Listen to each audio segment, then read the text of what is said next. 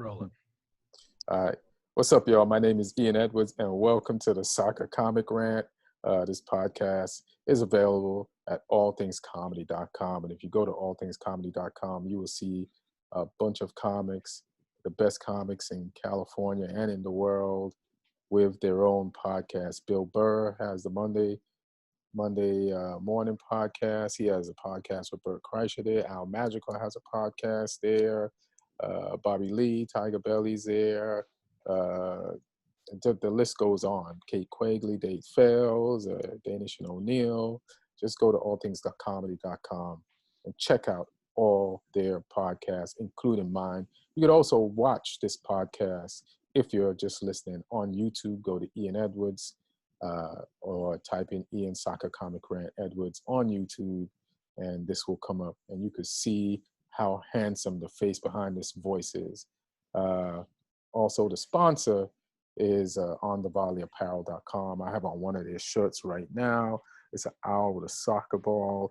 It's a spoof off the Drake album. And basically, you go there and there's tanks, hoodies, T-shirts, sweatshirts, and, with hip-hop soccer combo albums on the front of the shirt. So go to onthevolleyapparel.com. Use my promo code ComicRant. You get 20% off.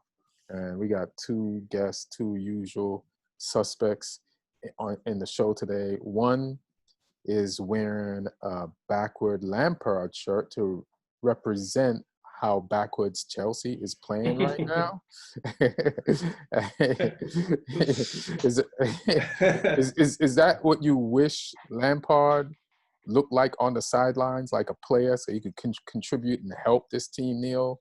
Yeah, I sometimes wish Lampard 8 could go on the field, but... He could go on the field, yeah. That's what I thought. So we got Neil Chakravarty, comic from San Diego, and he's obviously a Chelsea fan. And where's your Kepa shirt? I don't see your Kepa shirt up there. You get it fall on the floor? It's invisible, much like the player. Yeah. It's here. You won't see it. Yeah. Well, we'll see. We got some stuff to talk about that.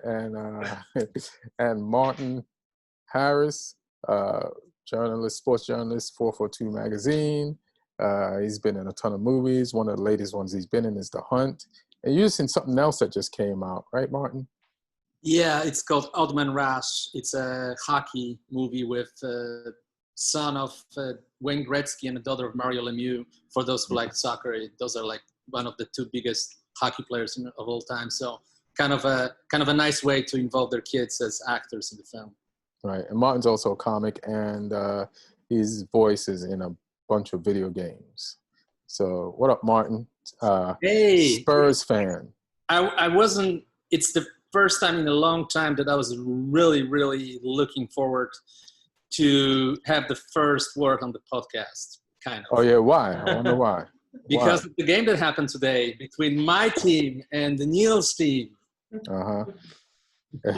And what game was that, Martin? I don't understand. It was the Carabao Cup between the Tottenham and Chelsea, where yesterday on the press conference, Jose Mourinho said that he's gonna give a go to pretty much the B team to play this game because that's the one competition that he probably needs to sacrifice, and still the B team of Tottenham beat A team of Chelsea on penalties, which is an interesting thing. Mason Mount missed the only penalty of the shootout, but another good performance from Tottenham after a very good performance in the league and very unlucky performance on Saturday. But today, finally, got us a win, and it's a big win. It's a big win. Well, we can talk about a bunch of those things. Was Kepa in goal? No, it was the new guy. Mendy? Think about Chelsea that they had 3 different goalkeepers in the last 3 games. That's hilarious. And all the results are the same. Yeah, pretty much. Yeah. No. 1 win, 1 loss, and 1 draw. What do you mean 1 win, 1 loss, 1 draw? No, it's 2 losses and 1 draw in the last. No, last 3 games. We played Barnsley in the midweek with the. Okay. Yeah. Yeah, you're right. So what are we going to talk about first? We're going to talk about Liverpool, Arsenal, or let's address Chelsea, like just across the board. So let's go with Chelsea on the weekend, and we can talk about Chelsea on the weekend and Chelsea today. And Chelsea on the weekend played West Brom, and I was looking at the match, and in the stands was Kepa, and I'm like, Neil must be happy. Kepa is in the stands, and then Chelsea goes down 3-0 without Kepa. So first, basically, David Luiz is your Kepa on the field. No, I mean not David Luiz.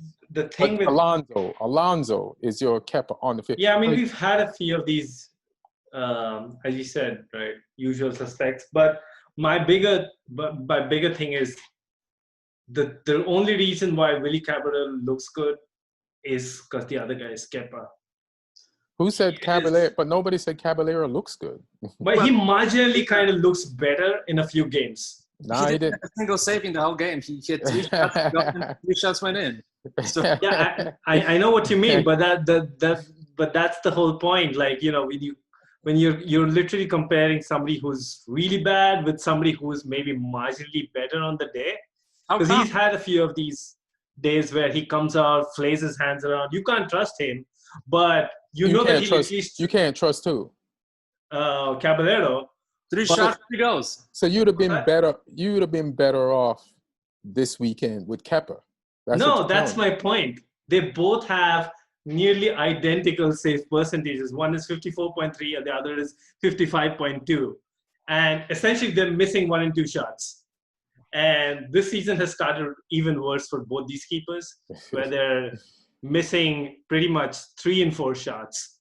So, like, today showed what a half-decent keeper can do. Because we should have actually lost this game. You lost today. We should have let in. We would have let, with these keepers, we would have let in more than that 1 goal. Because you lost today. You can't even say emphatically that, you know, like you might have 3 keepers on the same level. No, but we lost today, but it had nothing to do with the keeper. But you lost to a B team. You know, Mourinho laid out that, and I knew, I was speaking to a few other Chelsea fans yesterday, I'm like, dude, we've seen this playbook before. He's not going to put out a B team. This wasn't Tottenham's B team. It was probably the B team in attack, but it wasn't Tottenham's B team throughout the park. It was probably a half and half, which is probably the same for us. It's just that we have better squad depth, so our B team is on paper better than yours. So we should have beaten you guys. Oh, wait. I'm going to read the lineups right now.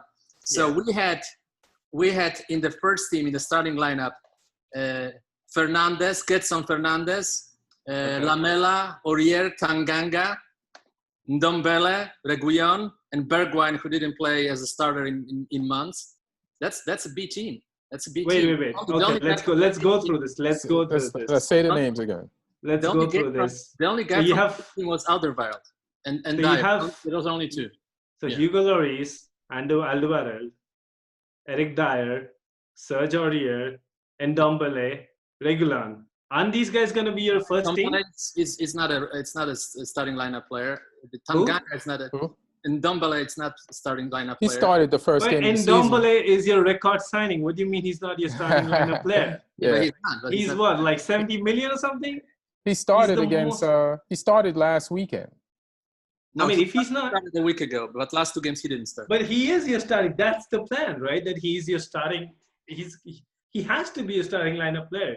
You guys don't have a team like Spurs can't have a start lately. Gedson Fernandes never starts. Yeah, but that's what I'm saying. I counted 6 players right there.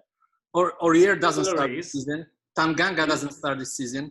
Lamela doesn't start this season. Was Kane start a single game? Was Kane in the game? No. No. All right. Kane came on later. So what that's about what Lucas I'm saying. Moura? Lucas Moura also came on later. I mean, it's kind of embarrassing. It's kind of embarrassing, Neil. You guys lost. Yeah, it is pretty embarrassing. That's what I'm saying. I think we played a half and half rotation too, and so did Spurs. So it's made the best half and half rotation win. Well, but we had a far better half and half. Our half and half should have beaten their half and half is what I'm saying. Because we have much better squad depth. Who was in your half? Timo Werner, Kovacic, Jorginho, Aspilicueta, Chilwell, Mendy. Chilwell played? Okay. Yeah, so we had, I think in our starting 11 this season. We had Werner, Mount, Chilwell, Zuma, Mendy. So that's 5 plus Kovacic. It depends on which formation you're playing. So 5.5, 6. Mason Mount. Mason Mount. I counted Mason Mount. And then who were the guys that weren't starters that played? Giroud, Hudson-Odoi, Jorginho, Azpilicueta. Jorginho is a starter. He's not a starter anymore. Those days have gone. But he started games this season, so you can't say he's not a starter. He started the first game because Kovacic was suspended. Didn't he play against Liverpool? He played against. No, he didn't play against Liverpool. Oh wait, he played against Liverpool because Mount had to play because we have both our wingers injured. So Mount had to go away from midfield to play. He's technically a starter, bro. You'll see this season when everybody's fit. Jorginho isn't getting a. He's on the shopping window, by the way. He might leave to PSG. We're trying to sell him. I'm kind of Man U. I would kind of take him. You know, there's a rumor you guys taking Kante from Chelsea. But Kante, that rumor keeps coming every few weeks, and then Lampard has gone on record a number of times dismissing it. So I don't know why it keeps coming. It seems like Antonio Conte at Inter really likes him, but they're just trying. The club has no intention to sell. The club has intention to sell Jorginho. Last Monday was a rumor about Conte going to that. Apparently, his managers already had a conversation with Man U board, and they agreed to personal terms of a contract between. I have lost count with the number of players Manchester United has signed personal terms with this summer. They agreed with personal terms with me for me not to play for them. So Man United does a lot of personal terms with people. I think they're just trying to keep the calm because the fan base calm because people are losing their mind over the whole Sancho thing. We'll probably come to that later. But so we'll get to that later. But I'm gonna ask you one thing because everybody's giving a stick to Mason Mount. He missed the crucial penalty, but he also didn't play well. I think he didn't play bad against West Brom in the second half. He actually played. He was great. I think the reason Mount did not play today, and Lampard has to take the blame for it. He's played every minute of every game so far. Every day, 101 games. Nobody played more games in Europe than Mason Mount in the last 2 years. 101 games, where Messi played, I think, 96. Cristiano Ronaldo played 92 or 93.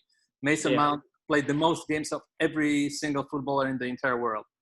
And people giving him stick, and they're asking for Frank Lampard's head, because clearly he was inspired as a manager by Mourinho in a lot of ways in his first professional season as a manager. But today Mourinho outsmarted him. You can tell that Mourinho outsmarted him, and even in Mourinho's style, gave it to him after the game. Mourinho, there was a little scuffle between them. Mourinho yelled at him. Within the game, right? Like about that whole 3-0. Yeah. I thought that was a very interesting moment. Mourinho loves to beat Chelsea. I have to tell you that. You know. Oh yeah, absolutely. He couldn't do it last season, so I was sure that he was gonna absolutely enjoy this win, and he deserves to, because tactically I don't understand why and this has been a running pattern for us these 4 games, where for some reason we are just not playing on the front foot. Like today, the first half, we had so much of the ball. We had 80% possession, but we barely, went into the final third.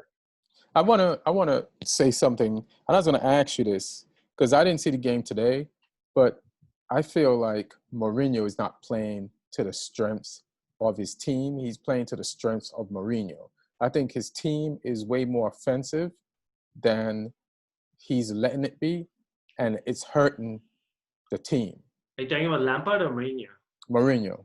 I agree with the first 2 games, but actually a game against Newcastle was extremely one-sided. It's such an unlucky result that we'll talk about it, because we actually played a very good game against Newcastle. If I didn't watch the game against Southampton, which we won 5-2, and the game against Newcastle, which we drew 1-1, I would say we played great against Southampton and very poor against Newcastle, where it was actually the opposite. We played really average game against Southampton, but got lucky because you didn't play. I disagree. You didn't play an average game against Southampton.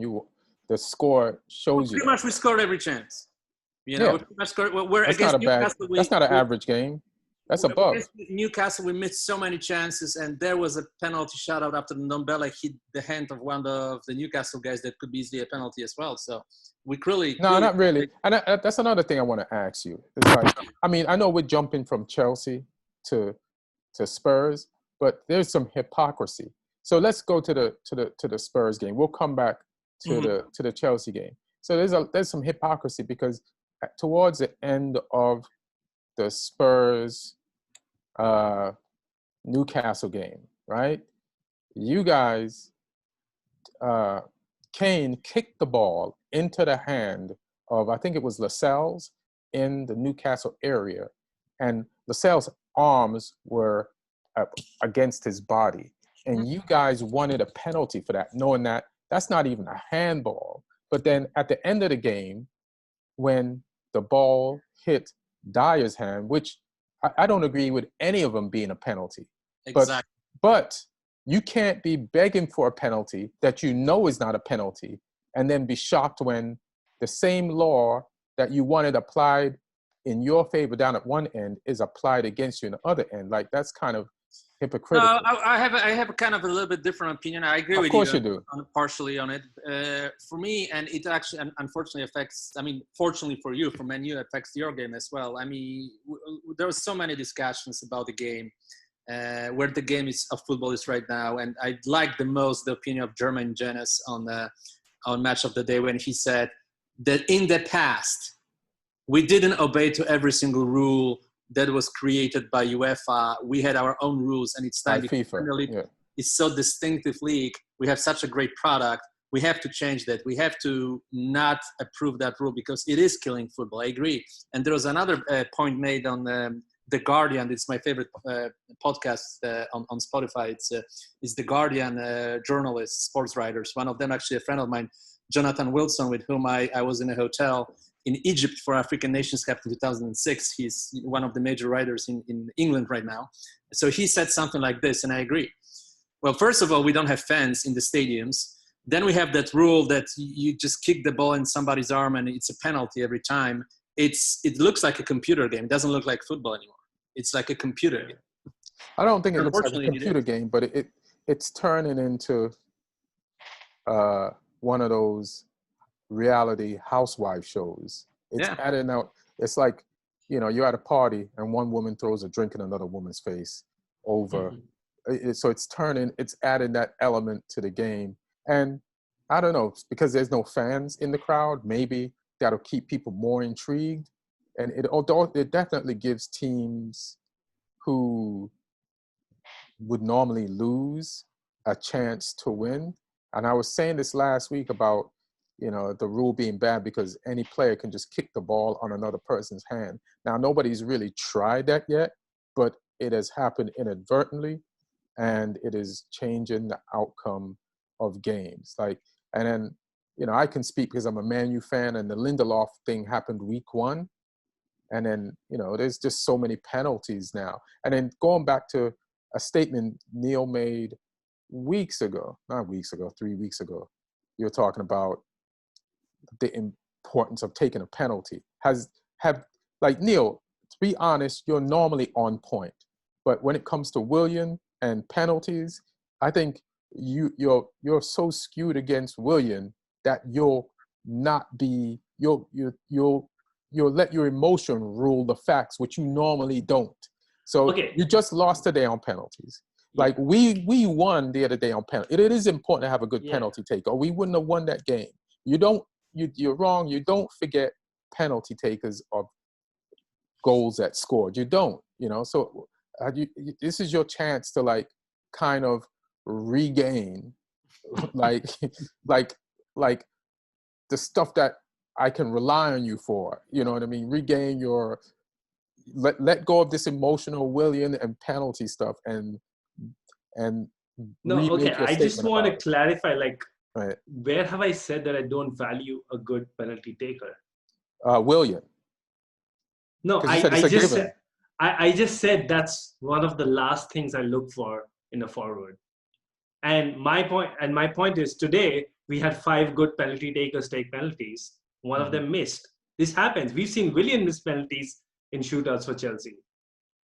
So nobody does it 100%. Last weekend we had Jorginho, who's had not just at Chelsea throughout his senior career over I don't know how many ever years. The guy is 26, 27 now. He missed his first penalty. So just because you have a good penalty taker does not give you, does not move the needle in that whole Willian's penalties are what's keeping him afloat debate. It could have Mason Mount. You must remember Mason Mount scored a penalty in a penalty shootout against Manchester United while playing for Derby County. When Frank Lampard was facing importance Mourinho. of a penalty taker, yeah. Yeah, so he's a good penalty taker. We've seen him take penalties for us last season at the Super Cup.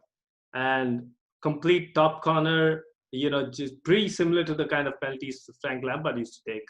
He went for the same one today, hit the corner, hit the post. You're saying this would not happen with Willian? Because I've seen it happen with Willian. Willian would have hit it. No, because I've seen it happen with Willian. That's the whole point. The point started at Willian, but then I feel like to discredit Willian, you disparage the importance of penalty taken overall, and that's where like the vision of like you making good factual points got skewed. I think listen, man, like Bruno Fernandes, I don't know how many penalties he had last year and including this year, but if he doesn't make those penalties, we don't finish third. And that's very important. So say Bruno Fernandes misses one in this season. Okay. Are you going to start regretting which player in the past you let go who was a good penalty taker because, Bruno just not... Is it going to prove any point either way on Bruno Fernandes? No, because Bruno Fernandes proves my point by making the penalties.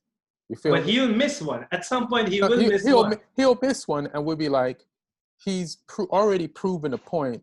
So if he misses one, it's going to hurt, but fine. But when you guys get rid of your penalty taker, and then you got penalty takers who are not scoring the penalties, you're making my point.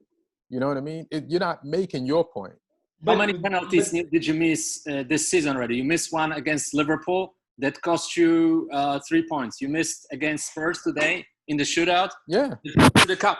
So that makes okay. People, but here's my point. Here's my point. Though. And then if you go back to the Spurs documentary, you see the important penalties. Willian. It's not even the Chelsea documentary. It's the Spurs documentary that's highlighting how important Willian was to Chelsea. With taking penalties. To which and not I just say, penalties. To which I say, if we had gone by if you go by the, the flip side of it, which if Willian had stayed, right? That's what we're talking about. Willian left and missing penalties. If Willian had stayed, he might have taken one of the penalties today. Right. But whose penalty he would have taken off? Somebody like Emerson or maybe Aspilicueta. Mount would have still taken that penalty. Because he is among the top 5 penalty takers at Chelsea. What I would say, and in the game versus Liverpool, since Jorginho would have still taken that penalty. Willian, there's 2 penalties that you have missed. Yeah, Willian would have had no role to play because last season, whenever Jorginho and Willian played together. And if there was a penalty, Jorginho always took the penalty because he's But you just said taker. that, George. You just said that Jorginho is not a starter. So it's like... And Willian would not have been a starter this season too. No, he would be. You're missing William badly as a player, more than penalty taker, in my opinion. You don't have... We can go to that argument later when we talk about the Arsenal game. But let me just make this point. Right. You don't have that link between your offensive and defensive formation anymore. You miss that. There's such a huge gap between formations. You have so much space, and in that space, your opponents are operating and create chances, and you leak a lot of chances this season. It's not just goalkeepers. It's not just Kepa or Caballero or even today, Tottenham without best players outplayed you guys because you just leak a lot of chances. I'm not saying you leak that many goals, but you allow other teams to play and create on your half. You did it with Brighton. Brighton created a lot, should have scored more. That happened against Liverpool. Liverpool should have scored more. That happened against West Bromwich, three goals for one. In my opinion, the worst team next to Fulham in the Premier League. Both teams should probably go down. To concede 3 against West Bromwich is a catastrophe. And today, the Spurs outplay you guys. You know, like there is a balance. I wouldn't say Spurs outplayed us. Balance, you know, I wouldn't say Spurs outplayed us because Spurs were nowhere to be seen in the first half, and it was a pretty even second half. I think we had 2 one-on-one chances, a little bit of better finishing on those. We could have scored. You guys had two chances in the second half. You scored 1, you missed 1. So I think it was a pretty even second half, and I don't remember Spurs doing anything in the first half. It's just weird, like to win the transfer market. And I understand why Chelsea's not playing perfectly right now. We had 11 shots in this game. 11 shots. I'm not even going to talk about today because I didn't selfishly see today. But I'm just going to go off the last 3 weeks. Yeah. Like, you guys are discombobulated because you brought in a lot of players. Some of those players are not even fit and haven't played in their positions yet. So the new players combined with the old players, combined with players that are probably not going to be at the team soon, have to all be on the field at the same time, knowing that they are all in different courses of their life. And then and there's maybe some people are going to fight to stay, and some people know they're gone, but they still have to play as if they're going to be there. And then there's the new people who have to fit into a completely new league, new style, new team, and they're playing with people that they're not even going to be teammates with like weeks from now. So there's a lot of discombobulation there. It doesn't, it's really mucking things up, but. And that's fine. The only thing I have had a problem, you know, we all knew that there's going to be growing pains with when you put in these players. And not just, if this was any other season, I think it would have been fine. The fact that this is a season which pretty much had no preseason, and we had like, I think I was hearing somebody, some of these sports fitness guys say that usually when somebody takes a week off, they need 3 weeks of preseason. And typically they play around 6 to 7 preseason games. This time, most teams, and at least Chelsea played 1 preseason game. So, and then we had, you can hide from injuries, you can get away with injuries with good squad depth. But the problem happens when you have multiple injuries on the same position. And that's something we've had, like both our starting wingers went off. So now suddenly you're trying to figure out, you have to play somebody out of position on the wing. And of course, that guy's not going to be as good providing width. So then how else do you compensate in midfield? You got to make your midfield maybe a bit more conservative. And it's just like being a cascade of issues. But I still feel, at least intent-wise, we showed in the second half versus West Brom. If this team tries and actually shows intent going forward, we can do things, because they were defending with 10 men behind the ball, 11 men behind the ball with the goalkeeper. It was very difficult to break that block, but he still did it. Scored 3 second half goals. So I think we don't, nobody believes, to, nobody believes Chelsea can't do things. You did in the second half what we expected you to do all season. So, but we haven't been even. It's not just been a case of last season, like how we were creating a lot but just lacking in finishing. Right. This season we really aren't on the front foot a lot. Like that, right. I think we were forced to, because we were 3-0 down. We kind of had to do it. But for some reason, and I know a little bit of the reasons why, which I'm telling you, right? Like about the fact that we don't have our starting wingers, and we've had to, depend on Jorginho Kovacic. We don't, and so trying to get a little bit more conservative in midfield. So lacking the link up that Martin was talking about. I think eventually the idea is to not have to play 2 of Jorginho, Kante, Kovacic together. But right now, that's where we stand. We are having to play it. I still feel we can gamble, throw in somebody like Barkley in there, but we Yeah, it's know what. interesting that he's not actually playing at all. It's weird. It's strange. But I'll ask you this, because that's what dominates the social media. And I'm not a big social media fan, but in this case, I'm going to support myself with this argument.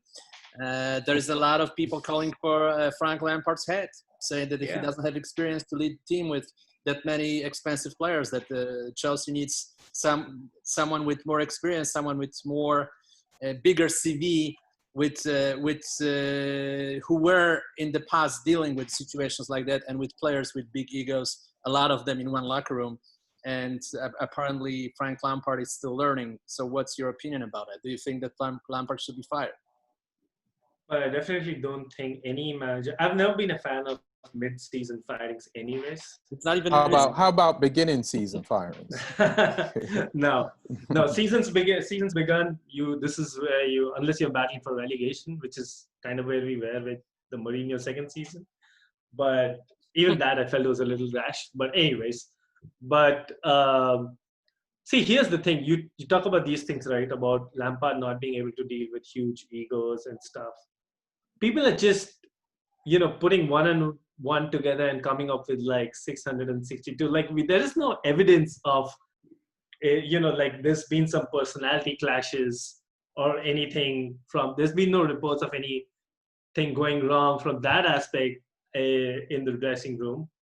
So it's just that because the results, the proof of the pudding, all people are seeing is that this is a team that's not playing up to its potential and therefore are not getting the results, which is a fair criticism. And when you appoint a manager like Lampard, that's the risk you take in terms of keeping yourself open.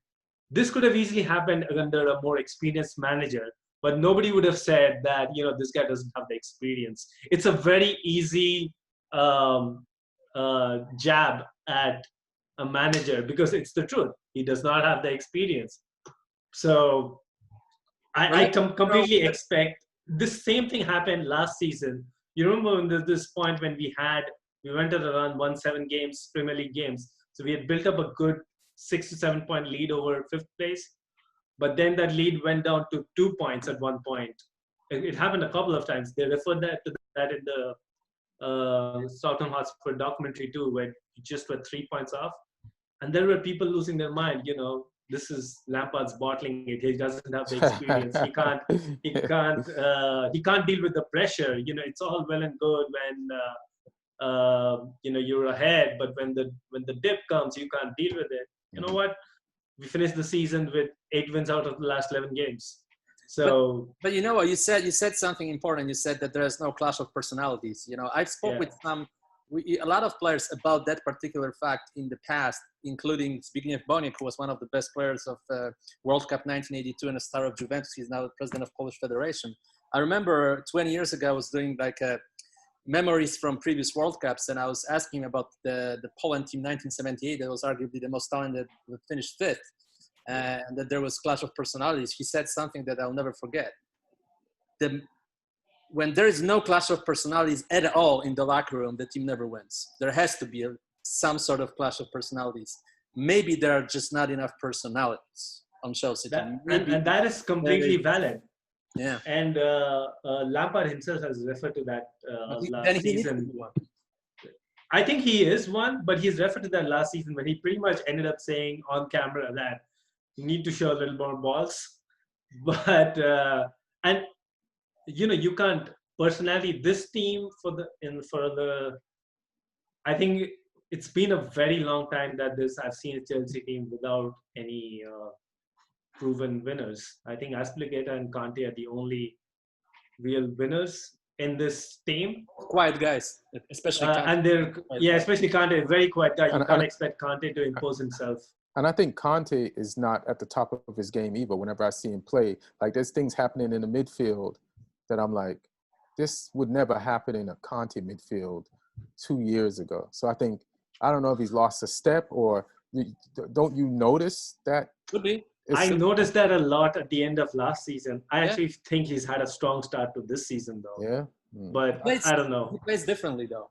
Yeah, something's off a little bit. Also, I don't know if I mentioned this before. It was just funny to see Kepa on the bench and see 3 goals going in the first half, and Kepa go back.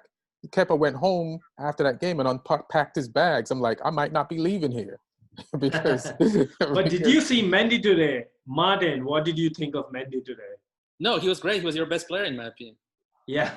But if Mendy's your best player, that means you have defensive issues. That's true. I actually thought see, here's the thing. We're trying to build this entire thing piece by piece by piece. We just needed to click. I actually thought Zuma and Tomori had a strong game. What Tomori does, his problem is that he sometimes has too much confidence in his pace because he has a lot of pace. Mm-hmm. And I've seen this happen in a lot of young defenders. You sometimes think you can get away with not having 100% perfect positioning all the time. And you can kind of gamble with your pace and physicality. And that was happening once or twice. But I thought overall, both Zuma and Tomori had a good, strong game today. Now, Emerson switches off for that, the goal that Tottenham Hotspur scored. And it was kind of a carbon copy of Alonso switching off for the 3rd West Brom goal over the weekend. And, you're not gonna team like the third one or the first one? Third one. I just want to mention that he switched off. He had 3. Alonso. No, that was not him switching off. That is just him being Alonso. That's him being. That's him being. There was one play when the guy from West Brom, the winger from West Brom, was like 2 yards behind Alonso, and they sprinted together, and then he was like a yard ahead of Alonso at the end of the sprint. Also, did you think Thiago was a good pickup? Thiago Silva.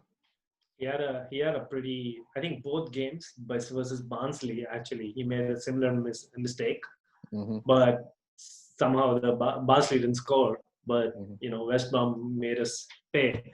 And here's the thing with centre backs, right? I don't think he made many mistakes after that.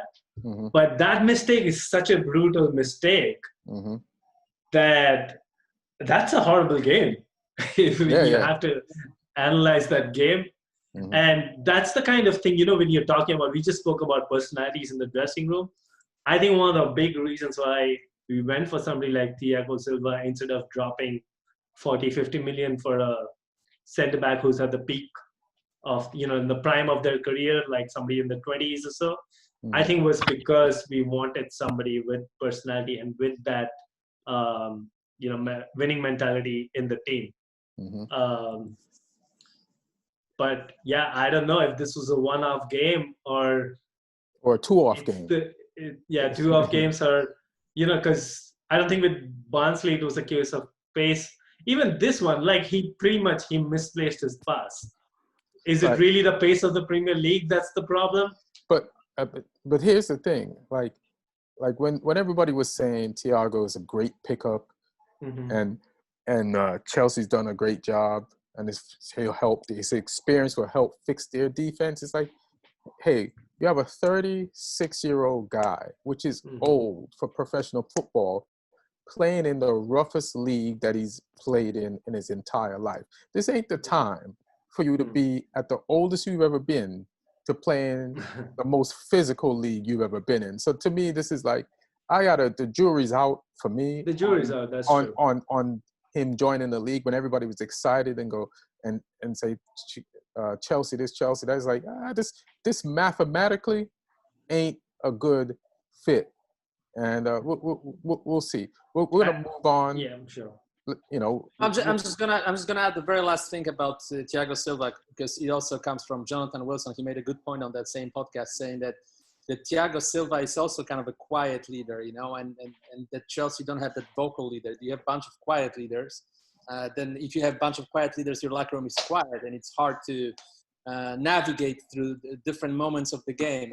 And you miss someone like John Terry on this team. Yeah, but John Terry was not John Terry before he became John Terry. So I think some of these guys have to go through that. I am ready to wait. I've had my time and fill of going in, bam, winning right away, and then bursting out in flames. I think we have an exciting project on our hands, and I think we are going about it the right way, building with a combination of quality academy players and quality buys, and a manager who understands. I don't think management-wise we have many issues. That's been an issue with Chelsea managers in the past. Now, whether tactically he showed a lot of promise last season in a bunch of different games against a bunch of different things that were thrown at him. Whether he can take it to the next level and actually cut his teeth, taking us to the next level, we don't know. But I'm okay with holding it out. Unlike most Chelsea fans today, I'm okay with holding out and watching where this project goes. Time will tell, or it won't. You're exactly where you're supposed to be. You have a new coach, an inexperienced coach with a brand new team at the beginning of the season. There's no preseason, like you said. They need time to gel. Will they give him time to gel? Like, is there a point when you're like, okay, this isn't working fast enough, let's get rid of Frank? But we will see. Football is fickle. It's just so funny to see the fans that were so excited about their transfer market, like, flip, and they're panicking as if they had a Man Utd transfer market now. So it's just funny to see. I think that's why they're panicking. They're like, oh, you spend the money, where's my returns? Like, yeah, but I want to see returns right now. Yeah, it's like, apparently Chelsea fans have never invested before on the stock market. Like, it takes time. You go into things for the long haul. You don't put, this ain't Bitcoin, when Bitcoin was hot and you just put the money in and try to draw it back out. Like, relax, Chelsea fans. Lampard has made mistakes, though. Yeah. Sorry. And what's not going to be a long haul for Chelsea this season? Carabao Cup. That might be a blessing in disguise, though, to be honest. Lampard has made mistakes. I don't want it to come across as if we can't see Lampard's mistakes. He has made mistakes in each of these games. So there's definitely things that he needs to fix up, and hopefully some of the players coming back will help him go back to how we actually think he should be playing. But we shouldn't be going to 3-down to West Brom. We shouldn't be losing a game, allowing Spurs to come back in a game like today. But to make a smooth transition and give you a little bit of a hope, and to make a smooth transition to the next topic, at least you didn't spend £400 million on your defenders that leak in 5 goals in the league game. So that's at least true. At least that. That's true. Manchester City, Pep Guardiola. And Guardiola is in big trouble. He reminds me of Mourinho at Real Madrid in a way. Like, he's losing his touch. Yeah, but Man City is not the next thing we're going to talk about. We're going to talk about Arsenal, right. Liverpool. Okay. Yeah. All right. That's the big marquee match of the weekend. Yeah. And I watched the game. And there was a funny interaction between Klopp and Roy Keane after the game. Roy Keane is so funny. He's pretty sloppy, huh? And Klopp reacted adversely and aggressively towards Roy Keane's comments. And afterwards, Keane was like, he's like, very sensitive manager. But Roy Keane did seem a little afraid for the first time in my life of someone. Yeah. And I think that's the only way you deal with Roy Keane. Yeah. You go on the offensive. Well, let me tell you, Klopp clearly outrun anybody in the Premier League for who is the best manager right now. There is no discussion. Yeah. There is no question that he is way ahead of everybody else. Maybe Ancelotti can make a run for his money in this season, because Ancelotti is giving some quality coaching to Everton. I would say the young coaches like Solskjaer and Lampard are still learning the ropes, and it's painful sometimes. Mourinho is in a kind of a weird state that does he have it, doesn't he have it? Like last 2 games pretty good. Overall, we'll see. Definitely this is most talented Spurs team. So he has to do something with this team. But Klopp has everything. Has a great system, the players follow his example, play the way he wants to play. And I'm afraid Liverpool can dominate the football in England like they did in the 80s, when I think they won 5-6 titles. And then the next decade, Man U took that spot, and it was the decade of Man U. And then the next decade was two decades of Man U, 2 decades. Well, then the decade after that, I think Arsenal and Chelsea had something to say about it. But the 90s were your decade for sure. Now with Arsenal had a decade when they didn't lose a game in the league. That was one. That's not a decade. That's a season. But they had 2-3 seasons where they were great, and Chelsea won. In those seasons when Arsenal was great, and in those seasons where Chelsea was great, Man U was still great. We exchanged titles. We didn't like completely. No. I agree. But in the 90s, 2 decades. In the 90s, we're clearly the best team. Clearly the best team.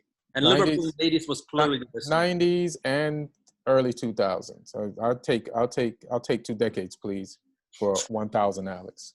Actually, the early 2000s is when you did win anything, because Arsenal. The first half of the decade, Arsenal won twice and Chelsea won twice out of 5 years. So what happened to that's 10 years make a decade? So what happened to five more titles? Whose were they?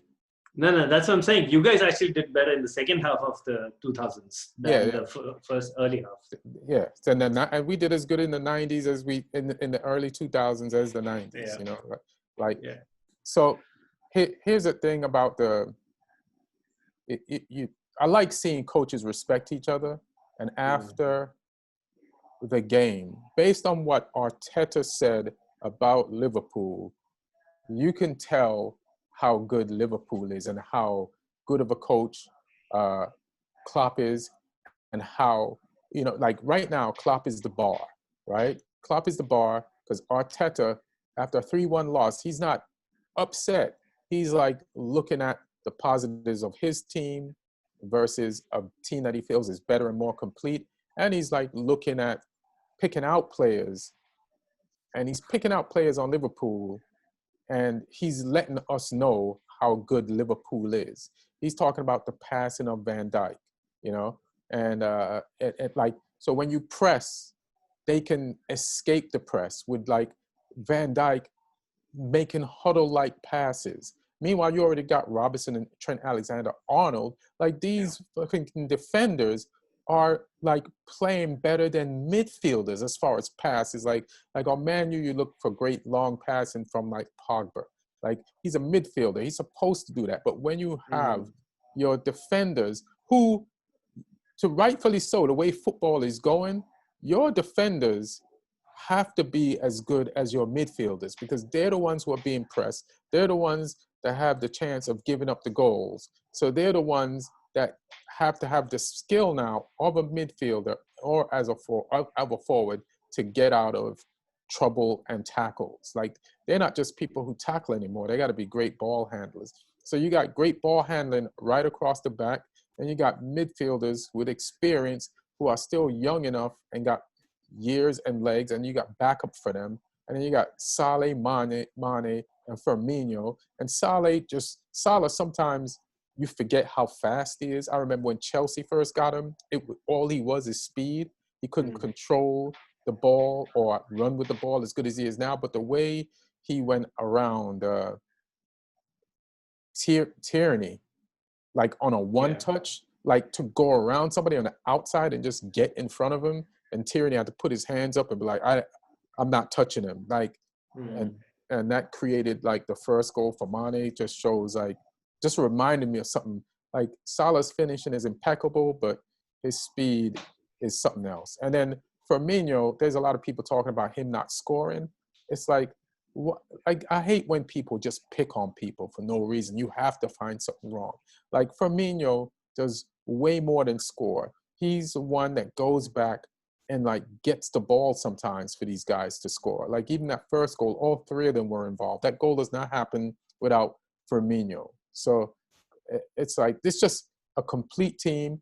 And then they got Thiago Alcantara, and they got Jota, who came in the game and scored everything is perfect. Like to be a good team, you have to be perfect. You have to have the right people in the front office. You have to have the money. You have to spend the money right. And you have to have the people who select the players that are going to fit into this team. And everybody looks at the product on the pitch, but the whole setup. Liverpool is not just the best team on the field. They are just top to bottom. Even in the kitchen that serves the fucking food, they are the best. Yeah, pretty much you said it. I don't see them losing this season. I don't see them losing the title. I think City has so many gaps in the holes. And even if Chelsea picks it up at some point, I think they'll concede too much. Let Liverpool build the advantage so they won't be able to catch them. I don't like from what I saw from United so far. Spurs, I still believe we can finish top 4. I don't think we can win the title. I don't think it's possible. I'm realistic. It's just not possible. I don't really see a competition for Liverpool to win the title unless some horrible streak of injuries happens. But even if that happens, I think they're pretty secure with the players they have ready to jump in and take those roles. So yeah. I mean, the transfer window showed that, right? Like the transfer window kind of showed that, because Liverpool finished the season last season 18 points clear from City. And really, these are the only two teams who can win a title at this point. But they finished so far ahead. And then if you see the transfer window, they did better business, Liverpool. They got Thiago in, who's the only, and meanwhile, and Jota. But Jota is fine. Like Jota is similar to the kind of signings Manchester City have made. But he's a squad player. He's not to compete for the starting lineup. He's to play when other players will be rested. Right. Similar to Mane or Salah. Well, you just upgraded from Origi. You know what I mean? Correct. Like he's still there and can play. Shaqiri must be dead in the water. Yeah. No, but that's what I'm saying. Like, so their signings, the only world-class signing or like the real upgrade signing any of these two teams made was Thiago. And Thiago is a huge signing. Like, it's probably the best signing the entire league has seen this season. But I feel like Jota is just, you know what Jota is? Jota is like when they signed Manny, he came from a team where he didn't score as much as now, but the potential was there. And when they signed Salah, you know, he came from a team where he scored some goals, but not as much as he is when he's with. To me, Jota is better. It's not better. He can be. He won't get into that lineup because the 3 is the 3, but he can be as good as them. And I think Klopp will just raise the level of this guy's play. Just the way he's... Here's my theory. My theory is if you bought a Liverpool player, like you had your pick, and you bought a Liverpool player and put him on your team from this current Liverpool starting 11, you'll be like, we got ripped off because that player will not play as good as he's playing under Klopp. I think Klopp has raised the level of everybody, and that's what people are going to find out. It's like if you bought a Man U player from the last few Ferguson squads and that person came on your team, you're like, wait a minute, this guy ain't that good. Like, I think it's a lot to do with the coaching. Yeah, but somebody like Thiago, you don't even need that. So imagine how much better the team can get, how much better that midfield can look. Because if there was only one slight change, if you want to have to nitpick about Liverpool, was the fact that they don't have any creativity in midfield. They don't have that forward progression and the forward passing. Henderson was doing that last season. He was actually improved a lot. Henderson improved a lot with Henderson, Henderson split your defense last week and got Christensen a red card. Yeah, but the pass was perfect. The pass was overplayed because Kepa got to it. But anyways, you can have these moments. That's not what I'm saying. I'm saying Jordan Henderson will never reach the heights that Thiago will reach from in terms of unlocking defenses from deep. But I think that's the switch they're gonna make. Eventually, I think you will see that they are gonna settle down on a Thiago, Fabinho midfield with maybe somebody like. Henderson was the best player of last season. I mean, he was the heart and Liverpool. That's gonna be. I think they're gonna alternate. I don't think you're gonna like. Yeah. You can't. He made huge progress. He made huge progress. People sometimes look at Alt Henderson, but you can't just be like, we got. No. Of course, he made huge progress. I'm not denying that. In fact, when he used to play as a DM, the fact that Klopp could change him to be, really good ball-winning box-to-box player was amazing, and he does that role great. But if he's up against Thiago for a regular starting spot, I only see one winner there. I don't think that's the choice. I think the choice is you play them both and you alternate. You know what I mean? And then Henderson, but only one person can play because you're not gonna. But you play the guy. He's your captain. It's not just some player. I know, but these things happen. Our captain, Chelsea's captain is Azpilicueta. He probably doesn't have a starting spot. Our vice captain is Jorginho. He probably doesn't have a starting spot. But those players have run their course, like Henderson hasn't. Like Azpilicueta, how old is he? He's 31. Yeah, so he's approaching that age where he knows you got to get a backup for him, and he knows he's not the best. Like Henderson is the player of the season. But Klopp hasn't gone and bought Bayern Munich's best player or one of Bayern Munich's best player he's not Bayern Munich's best player. Or one of their best player to sit on the bench. No, I think that's why I think he'll play them. He'll alternate. I don't think. Yeah, I think he will alternate, but I think there'll still be a clear-cut first 11 guy and a rotational guy. Yeah, we'll see. Who do we? But this is what I want to say about the whole game, though. When Arsenal got that first game, and Liverpool defense initially in the first half did make a few mistakes, and I thought, man, because Lacazette went one-on-one twice. So sure, yeah. So I felt like because we know that Arsenal have really good finishers up front, Lacazette and Aubameyang, I thought maybe they don't need that many chances. Because Liverpool, on the other end, were creating a whole lot of chances. Right. So, but we've seen these games where the other team doesn't create a lot, but they only need a few, and it's like it ends at 2-2. So that could have happened, but Alisson came big in a few games. Yeah, Alisson was great. Few moments, but that's the thing. Like, apart from that, since those moments they could not finish, Arsenal. If you look at the entire game, it was pretty much all Liverpool. Yeah, 66% possession, 21 shots, 8 shots on goal, 722 passes compared to 395. And this is something which has worked for Arteta in getting a lot of wins. But one thing I don't understand, because they had a strong start to the season, is his style of play is so much different. Like, it's almost the polar opposite of Pep's style of play. Like, he plays so much of this, counter-attacking long ball football to Aubameyang and Lacazette that it just like I was expecting when you saw Arteta shadowing Pep for so long, and he comes out I thought it'd be more of possession based on the ground football, and he plays the same way, not just against top teams, because you do that sometimes against top teams, but I've seen him play the same way last season and this season, even against the bottom place teams. So it's a strategy. This is his style of play. Yeah, you also got to remember he doesn't have his dream team.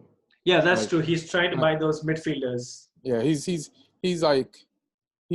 working with gumbo. He's going in the fridge, and he's like, let me see all my leftovers, and here's a few items I was able to buy that I would like to make a meal with, and let me just put all this together. So so result is what it is right now. But I don't think Arsenal played bad. It was a good game, but Liverpool deserved to win. They just stop you from leaving the half, and they just win the ball back, and they turn your gun on you, and they shoot, and then they just rinse, repeat. There's so many times when Arsenal is playing out. You know what it's like to be playing out the back, and then you get the ball to the middle of your side of the field and just say fuck it and then kick it away. And it's like, why did you play out the back? Exactly. It's like if you get frustrated and you're like, oh shit, I'm surrounded. Like I'm gonna do what the goalkeeper. We told the goalkeeper not to do, and you just to relieve pressure, they just gave the ball back to Liverpool.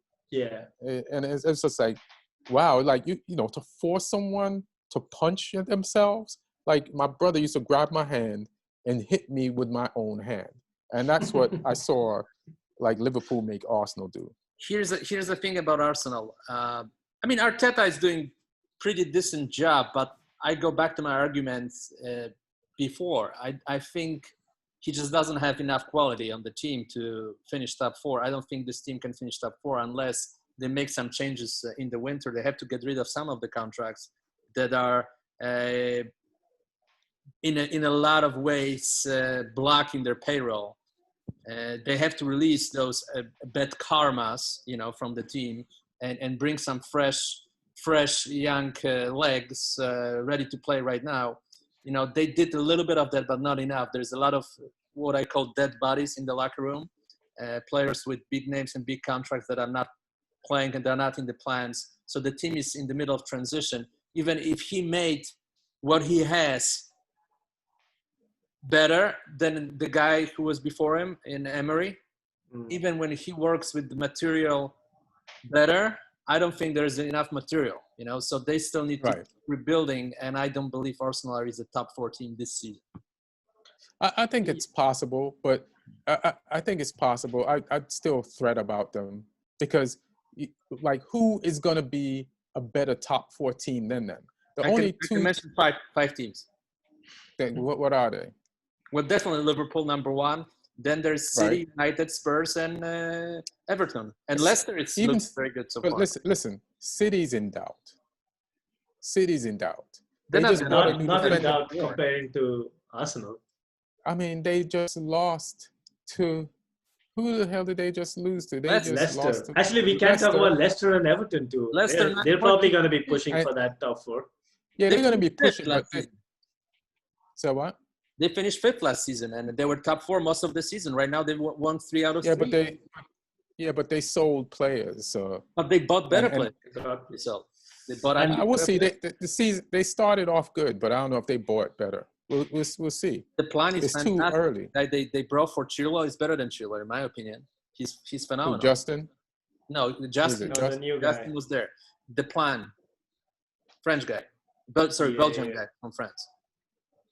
So I think Arsenal. I don't know. Every game he was one of the best players on the field. I think the thing that Martin's saying about Arsenal, right? Well, they are linked to 2 players from Jose Mauer from Lyon and Thomas Partey from Atletico Madrid. So apparently they're not willing to pay the exact fee or something like that. But if they get those players, maybe we can see, Arsenal playing better. But what I've seen so far, like Arsenal played against Liverpool better than how Chelsea played against Liverpool. But I think the difference I feel is with Chelsea, I get the feeling that we are still in 2nd or 3rd gear. With Arsenal, I feel this is how they're going to play. This is a good Arsenal game. So I don't feel they have any more levels to go above than this unless they get in more players. I think they got one more level, but I feel what you're saying, but I feel like they got one more level. And I feel like even with the level they're at, they can beat a lot of teams. You know what I mean? But, like Martin, you said you're going to name all these teams that you see ahead of Arsenal. Who are they? You got Liverpool, Man City, you could question because they just lost. With too much their defense is in shambles. Look, I never rated Nathan Ake. Nothing against the guy, but they just lost a game with Nathan Ake to a Bournemouth score. So he's bringing what Bournemouth. He's bringing the Bournemouth. That's what I said. Porous defense. Let me finish. He's bringing the Bournemouth porous defense to City, and then to show you how little confidence like the coach has in him, he put, instead of having one guy to protect the defense, he's got two now, which also cuts down on the attacking potency of his team. It's a whole style has changed. Like, so my thing is like, why buy Ake? Like, it's just a waste of money if you pay him, if you have to buy a bodyguard for him. Okay, now I'm gonna counter-argument very simply. And who are the other teams? They're just buying the guy from Benfica from 70 mil. So City will always answer in the same time. They got away with cheating last year. They're gonna get away with cheating again because they have so much money. They're gonna buy even 5 more players if they have to. They're just buying the guy from Benfica who's actually very good, another center back. They already spent almost £500 million for defenders, and then I'm gonna spend now almost 100 more for another one, and they might buy 2 more. Who knows? They just have so much money. So I just don't see a way with Pep even not being anymore the best manager in England. It's Klopp now. I don't think them dropping behind top 4 with having so much money and having so much quality in the team like De Bruyne, Aguero when he gets fit, with all those midfielders. I don't think it's possible now. What was the point of buying Nathan Ake though? Because now they have Ake. He scored a goal. But my point is, if you're gonna go buy Ruben Diaz for 70 million, he's coming in for 70 million, he's gonna start, I assume. Yeah. So they have Ruben Diaz, they have Laporte, they have John Stones, they have Nathan Ake, who is out. They have Eric Garcia. Garcia might go, but you still have 4 players who are expecting game time because 2 of them you just bought. So it's not like they're on their way out. And one is your main center back, Laporte. They're sending Otamendi back, so it's an exchange. No, I didn't even count Otamendi. I'm counting 4 guys who are John Stones. So Laporte is the main center back. They send Otamendi to Benfica, then bringing. Martin, you're not listening. He never. But they got 2 Otamendi. Yeah, but I'm saying in this case, you just get rid of one player and bring another player better back as an exchange. No, but they got in 2 players. They got in 2 4. players. You need 4 center backs. You do need 4. I mean, you need 4 center backs, but do you need 3 Otamendis? Why? Aki's tall. He knows how to play the position. If he doesn't work out, they have enough money to replace him. That's the thing with City. It's different when you buy when you're Tottenham. It's different when you buy when you're Arsenal. It's different even when you buy as a Everton or Leicester City. But when you are Man City and have unlimited resources, you can afford losing money. I mean, I don't think they care that much about spending too much money. So that's why but you can spend the money. But why get rid of Otamendi if you're going to buy 2 more Otamendis? No, the guy from Benfica is great. He's really very good. I'm not talking about him. I'm talking about Ake. Like, at least Otamendi won some shit. Like, to assume that Ake is going to be better than Otamendi is might be false. To assume that Garcia is going to be better, it might be false. You know, it's like, I don't think this problem that they have is solved yet, bro. I think the logic. But look at it. We're talking about who's ahead of Arsenal, and you trying to create a possibility where Man City is not in the top 4 at the end of the season. I'm just trying to say that if there will be any sort of danger that they might drop out of top 4, they're gonna buy so many players. They're gonna buy so many players. They're gonna change the rules to buy in the middle of the window. Yeah, exactly. There's rules that are going to prevent that from happening. You have not convinced me. The only team that you've named ahead of Arsenal right now, and I'm sure there's others, but is Liverpool. Man City is not legitimately like the best. No, Man City will be in the top 4. Come on. I mean, Man City will be top 4. And Liverpool for sure. The debate is between Tottenham, United, and Everton and Leicester. Those 4 teams, and then I would see Arsenal as 7th best. I have an argument against Leicester. Leicester has no depth, so they will. Yeah, they don't. They have They have. I think Depth was their Arsenal problem will do last well season. to be in the top 6. I think they'll finish seventh. Because, yeah, I think they I finished don't know. 8th last season. They got It's an improvement. They'll finish 7th this season. And then I can argue against Man United being ahead of them. You know, So and then far, you guys played really bad games. Right, and then I can argue about Everton being ahead of them. Like Ancelotti is a very good coach. Very good. No, he's a real deal, but I still don't think he has everything that he needs. You feel me? And Everton is doing good, but do you really think Everton is better than Arsenal? Yes. They have better personnel-wise? Yep. I think personnel-wise there is. For me, they might finish 5th or 6th this season, ahead of Arsenal. I see them finish 5th or 6th, potentially 4th. I wouldn't say top 3. Everton? Yeah. I think United will finish 3rd again, and Spurs 4th. That's my prediction. But I think Everton is a challenger because they brought James Rodriguez, they brought Ducour. They're really I know who they bought. Yeah, it's we need to start winning some games to have Martin change his predictions. and then is it Chelsea in the mix? So we talked about Chelsea buying a bunch of new players, right? And they need time to gel, right? But is it experience of Ancelotti that's making his new players who went right into the starting lineup gel faster than Chelsea's new players? Plus, is that what it is? Also, just do one last thing. Well, Martin, let Neil answer for 1 second. Right. Let Neil answer, and then you go. No, also I think what Everton have done is they bought players, but they haven't really changed their style. They just upgraded the players that they had in midfield to better players who can play a similar style. So that's an easier thing to implement going forward. And I think Chelsea, it looks right now that we've thrown things completely haywire. But when we were thinking about the kind of signings we are making, I had the same view that all the signings are making sense to me because we don't really have to change our style of play.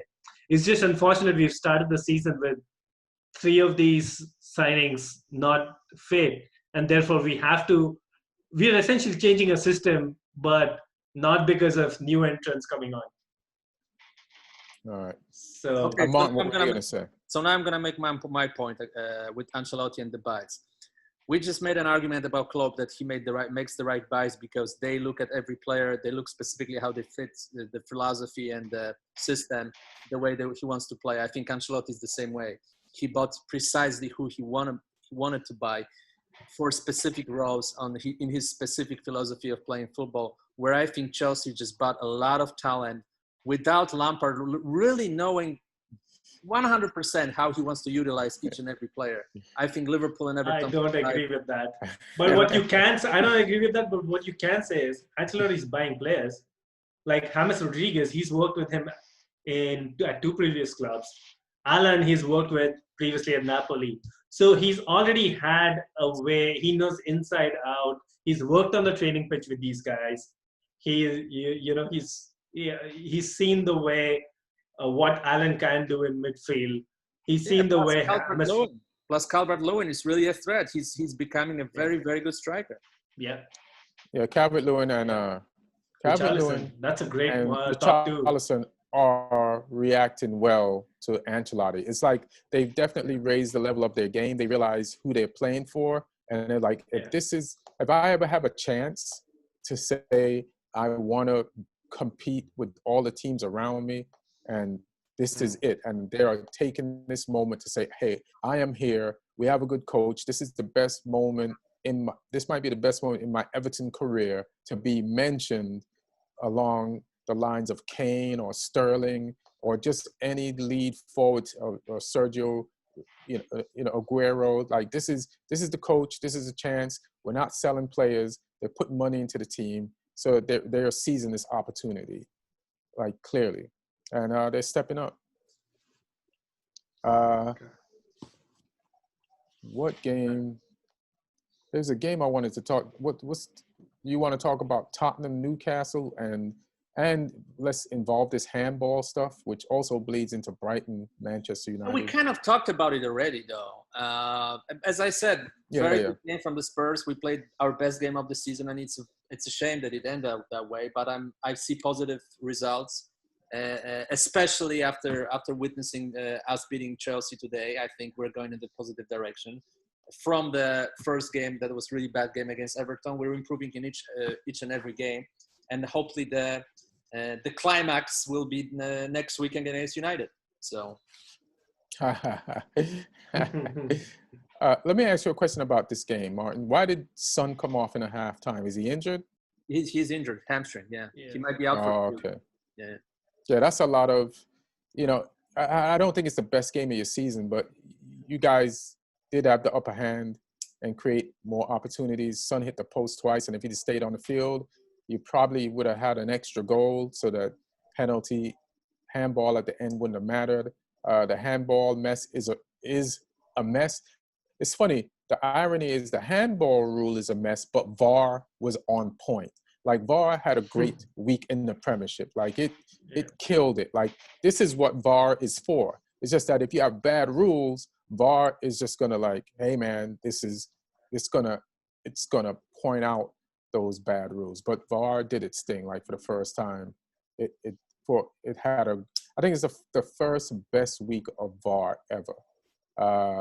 I also said earlier that I think that Mourinho is not accepting that he has a very offensive team and he's playing his old defensive ways. So maybe that has to change, because you should have been changed last two games, in my opinion. Yeah, it did change. We played offensive football. We had more shots on goal than Chelsea today. You got Højbjerg and Winks on the field at the same time. Well, not today. They didn't play today. So we're not talking about today. We're talking about this game. Yeah, and then today he didn't care about the game. So we have to talk about the games that he cared about. You know what I mean? Like there's 2 or 3 games in a row where you started Højbjerg and Winks, and that's very defensive. He didn't care, yeah. But now I'm thinking that he actually did, because he played Chelsea. So I think he actually did care about it. Yeah, but like 2 or 3 games in a row, you started Højbjerg and Winks. So it's like, and on your bench is just, a lot of attacking midfielders. Like you could get more goals out of this team. Yeah, I think he tries to solidify our defensive formation, because we're leaking goals last season and before he came at the end of Pochettino era, and after he came, that was the biggest problem for the Spurs. We lost points because of conceding goals. I think he wants to secure that. That was his trading mark when he won titles at Chelsea, Inter Milan, to a degree at Real Madrid, and to a degree at his second time at Chelsea. So that's his calling card. He's good in organizing defensive schemes. So I think he wanted to start from that, and then now with having Bale as an option soon, in a few weeks. Reguilon played today his first game, very, very promising game, in my opinion. I think that Bale will be the next guy to implement into that system, and actually the Son's injury kind of solves that Bale problem, because Bale will start probably on the left side, where he's used to be playing. So, yeah.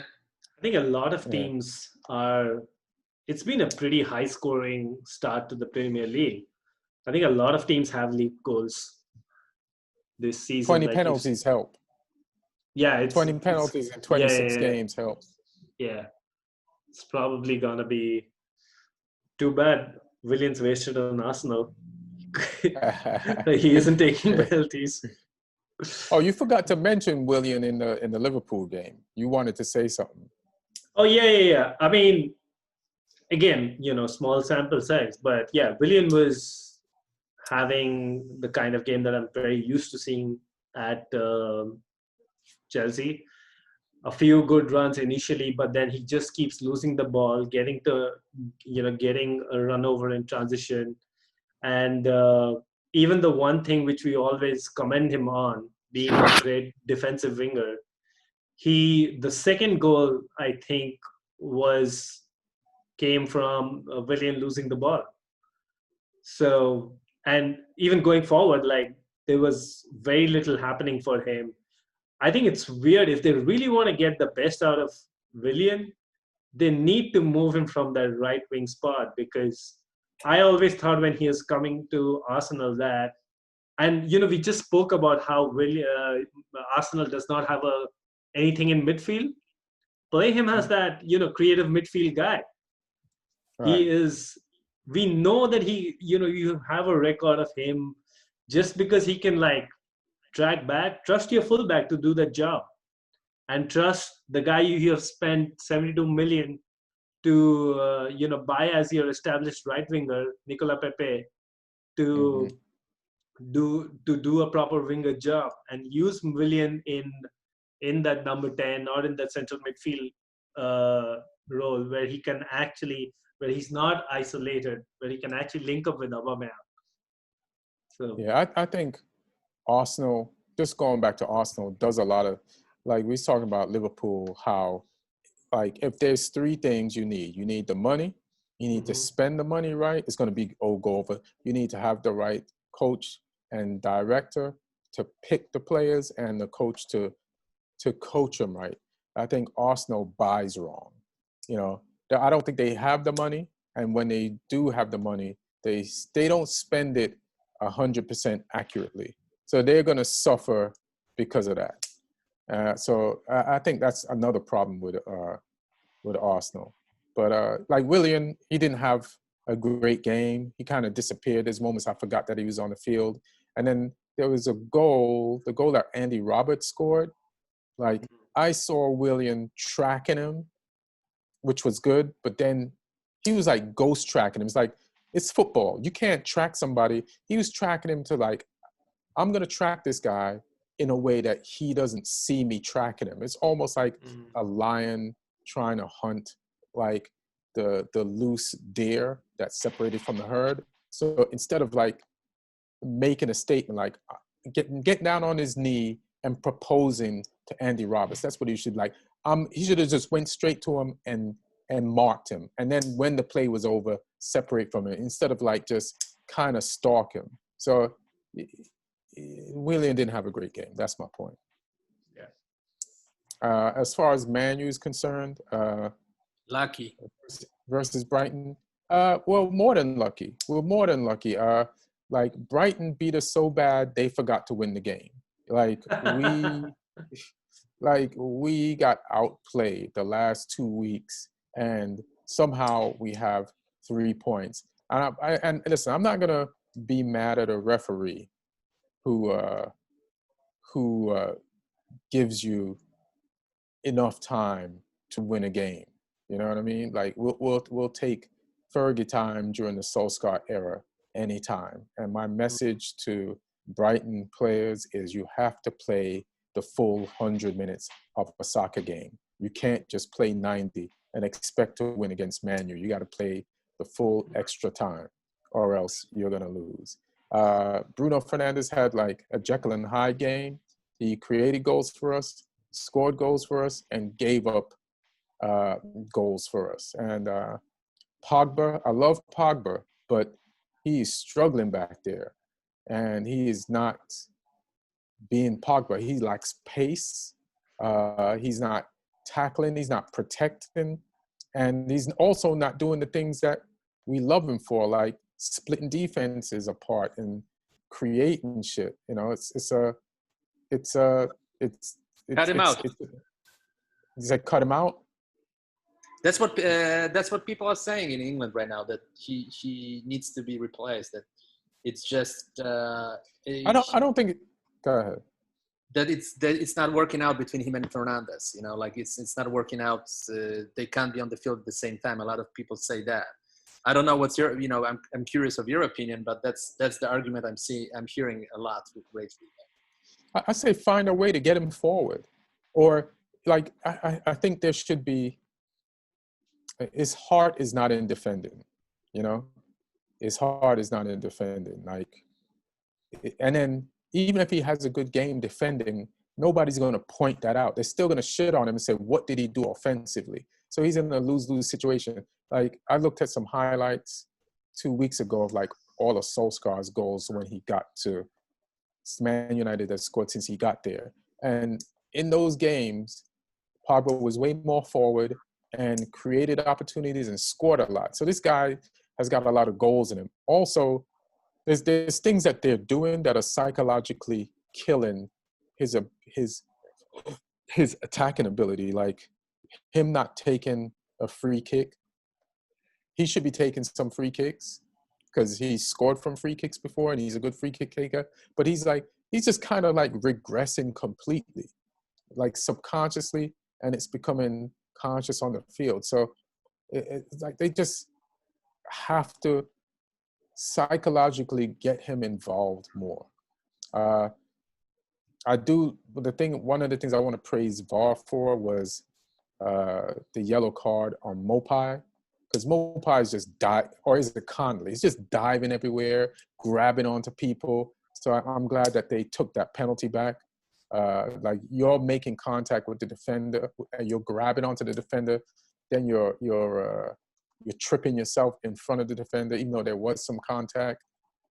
So I want to give VAR credit for taking that penalty back, but we were lucky in that game for sure, 100%. But I'll take the 3 points. Yeah, I think Brighton is a dangerous team. They proved it against Chelsea when almost 2 points from Chelsea. Yet Chelsea was able to beat them, and they should have taken points from you guys. But I'm very, very disappointed with Man U, especially with the way you were playing in the last part of last season, that you started the season so poorly. So there's now a lot of players being linked with you guys. You're arguably going to get 2 strikers, 2 center forwards. It looks like Cavani is coming tomorrow. I'll take Cavani. And that would be perfect, because that's exactly the kind of players you guys are missing. You're missing a conventional number 9. You're missing a right winger. And Dembele is the second one that is coming. If for the right winger, that'd be amazing. And you're missing. I still feel Fred or Matic or McTominay is not the answer for that holding DM role.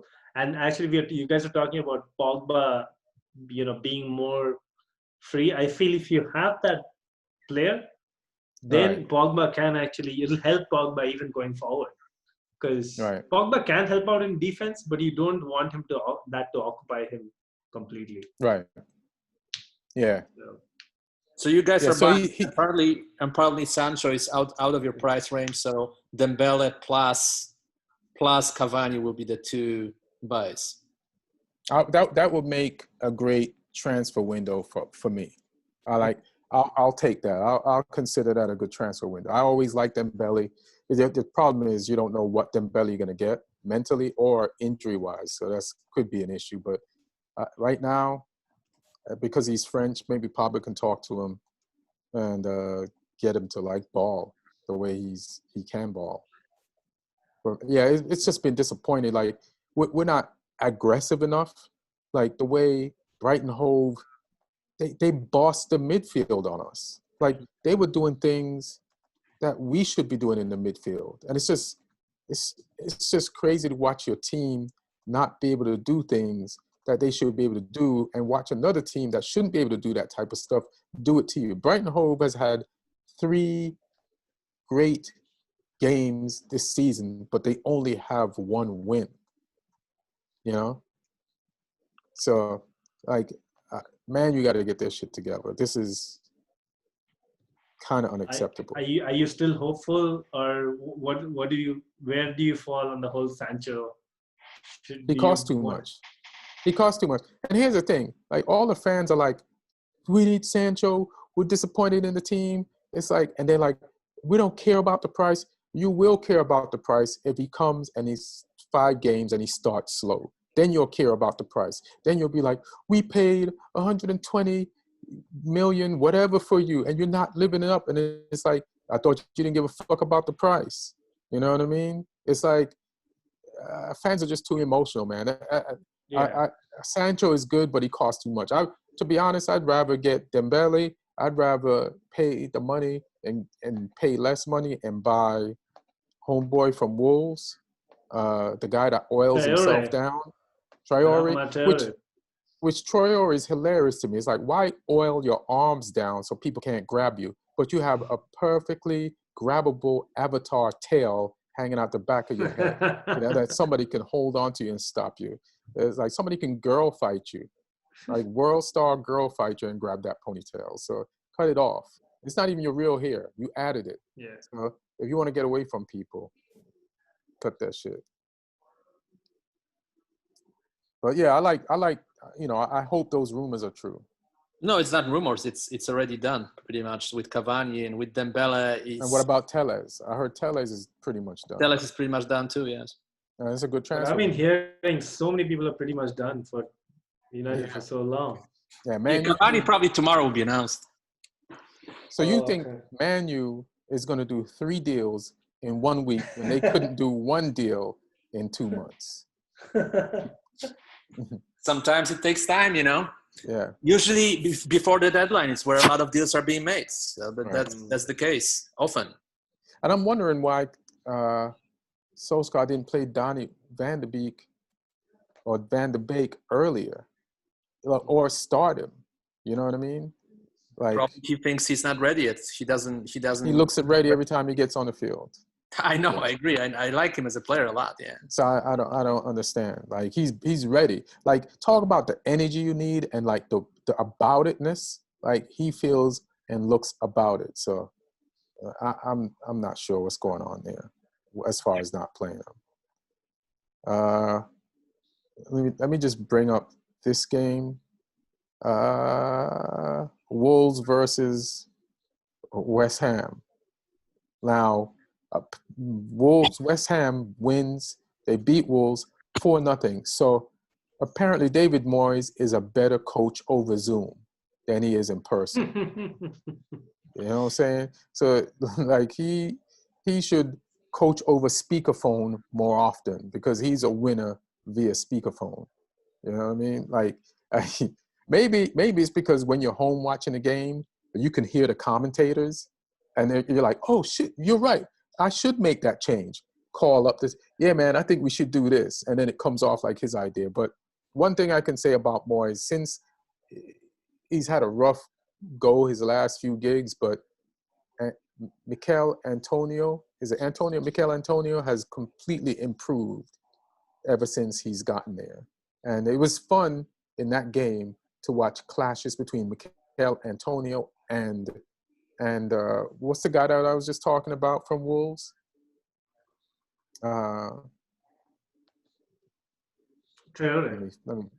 Traore. It's like to see those two NFL players collide in the goddamn Premier League, like shoulder to shoulder, is fucking crazy. Yeah. It's like watching two Transformers play soccer and bump off each other. But yeah, that's a really good win for West Ham, man. Yeah. You know? And just when you think West Ham is dead in the water, it's going to be the third, not great result in a row. They made something happen against a team that's pretty professional and usually gets shit done. And it was good to see Semedo play, even though they lost. I believe in him, but he played in his first game and it was a loss. There was no Podence. I don't know why. There was no Podence. I don't know if he's injured or something. He wasn't on the bench. Maybe he's one of those players that they won't name that has COVID. Oh. Apparently, Thiago from Liverpool, Thiago Alcantara. Alcantara, yeah, he's got COVID. He's got COVID. Yeah.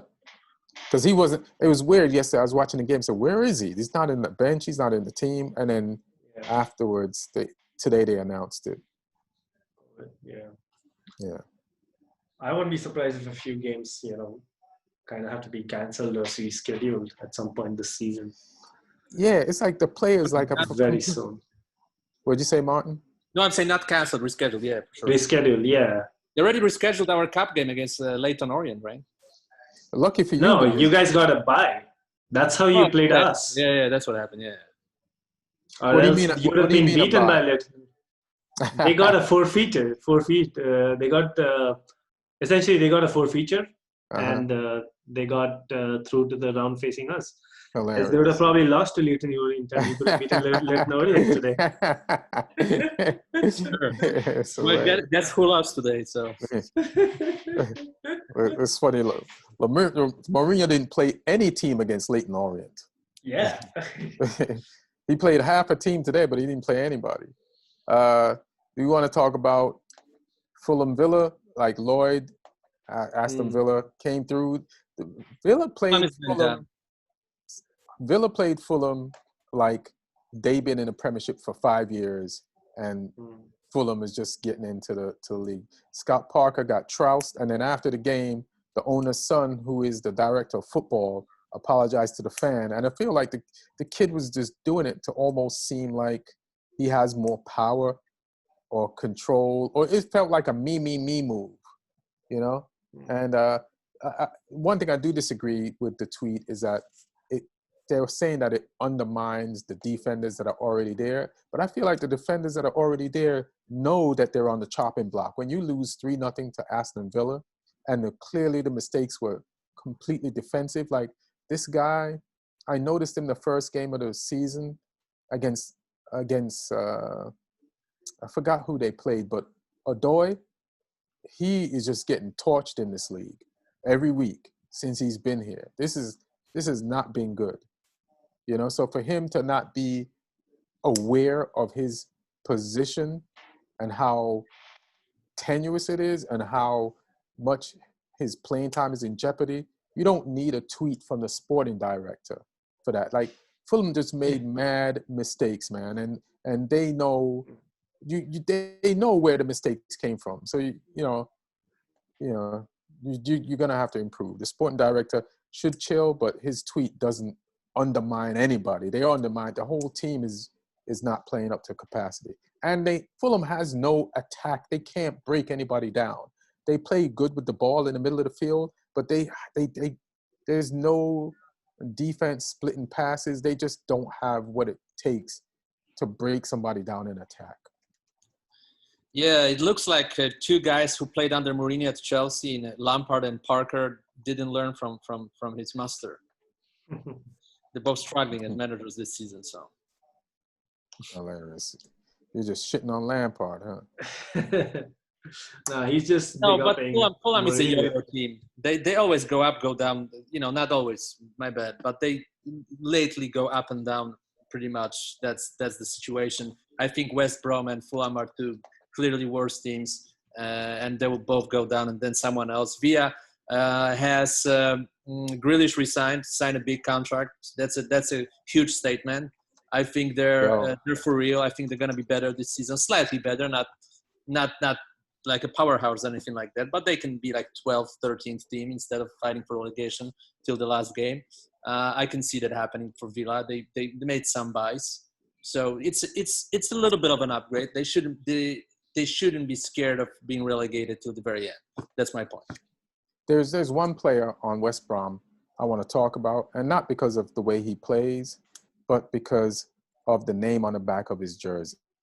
His name, he has D. Cordova Reed on the back of his jersey. There is no room for D. Cordova Reed to fit on your back of your jersey. Pick one of the names and stick to it. I mean, the name was in like a McDonald's arch written on the back of his goddamn jersey. Just go by Reed or D. Cordova. You know what his full name is? It's Bobby Armani D. Cordova Reed. So he actually left two names out. Like, Jesus, bro. Pick a surname and stick to it. Yeah. By the time the commentator finished reading his name off the back of his jersey, the game was over.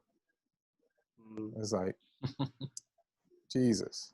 Do you want to talk about upcoming games or just stuff in the news? We pretty much covered the news.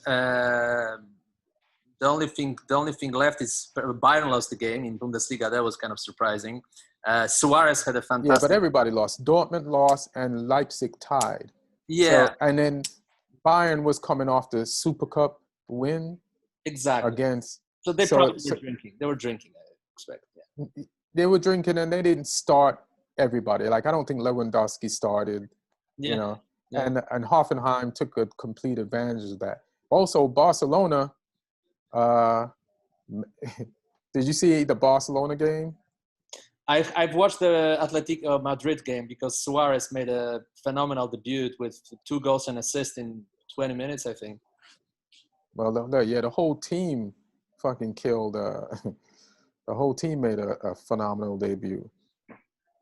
But I Suarez, think I don't understand why Barcelona let him go to Atletico Madrid. Still makes absolutely no sense because he showed his top class in the way he finished in those situations. He's still an incredible finisher.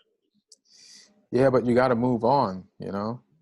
I think too soon. He's still top class. I wouldn't be surprised if they finish ahead of Barca this season, Atletico Madrid. That's possible. That's completely possible. But I feel like we hear this so often and it never happens of late with Yeah, that's true too. What never happens? Atletico, actually having a go at the title. Here's a funny fact though. The last time they let an aging top level striker to Atletico Madrid won a title ahead of Barcelona. That was David Villa. They let David Villa go to Atletico Madrid, and Atletico Madrid won the title with David Villa as the main striker. When some people were saying he's too old to play for Barca, he wasn't too old to play for Atletico and give them the title. I can see the similar situation happening with Suarez, actually. It's completely possible. Good. Suarez is good. I mean, I found it really shocking to believe that they actually were letting this happen to a title. I mean, technically, at least a rival, right? So. I mean, that's how bad they wanted to get rid of him. Like Koeman he's not in the plans. Koeman is trying to start something. I thought years ago, the Dutch job was Koeman's dream, and he got the Dutch job, and then Barcelona just winks at him and he throws away his dream. So apparently Barcelona is his real dream, and then he leaves the Dutch job but tries to turn the entire Barca team into the Dutch team. So it's like you can't turn your second dream into your first dream. He's like, fuck it, I'm gonna be the coach of the Dutch team no matter what. I'm gonna get Wijnaldum, I'm gonna get Depay.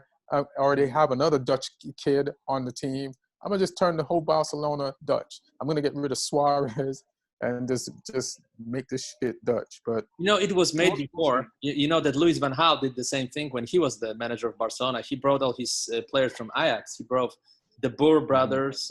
He brought Patrick Kluivert. He brought Philip Cocu. Reitziger, all those guys from Ajax went to Barcelona, and I think they finished 4th in the league that season. Yeah, they never won. I was in Barcelona. I was there when they played a game against Osasuna. They drew 2-2. I was at Camp Nou.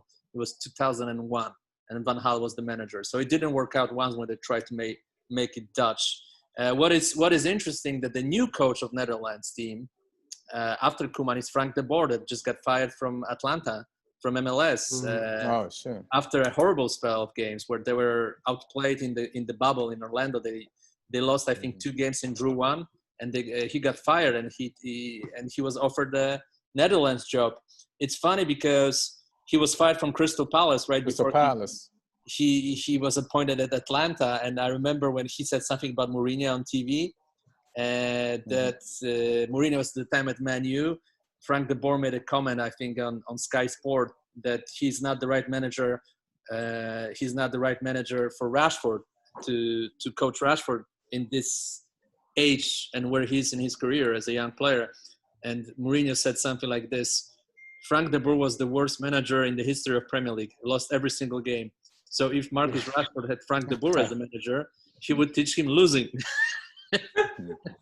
Yeah, I remember that.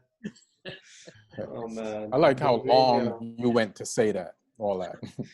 And I like Frank de Boer. I actually interviewed him last year. He's a very nice guy and very outspoken guy. So hopefully it will go well for him. All right, let's see the games coming up this week. Let me just find out who is versus who. What are you gonna say?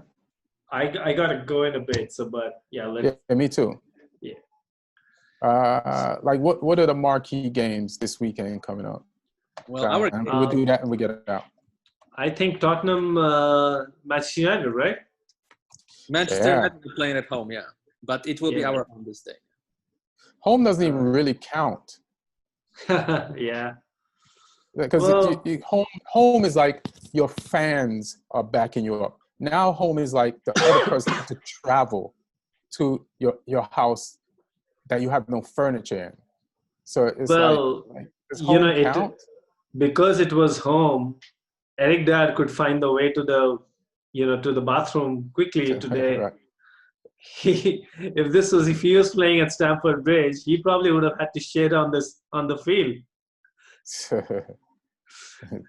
He left. I don't know if he left in the middle of the game to go poo, and it took him. Mourinho ran after him, but he was in and out pretty quickly for a big one. Oh, so Mourinho had to use the bathroom too, or he didn't No, know why no. Eric ran off the field? Mourinho lost it. He was like, "What the hell's going on?" And we just saw Mourinho running after him.